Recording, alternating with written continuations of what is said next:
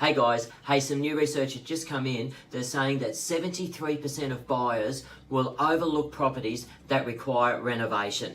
And look, this is also consistent with what we have been experiencing in our local marketplaces over about the last 12 months. Sure, 2 or 3 years ago there were a lot of people looking for renovators, but now the tides have really changed. And those who are looking for renovators are still out there, but they're also looking for it at the right price.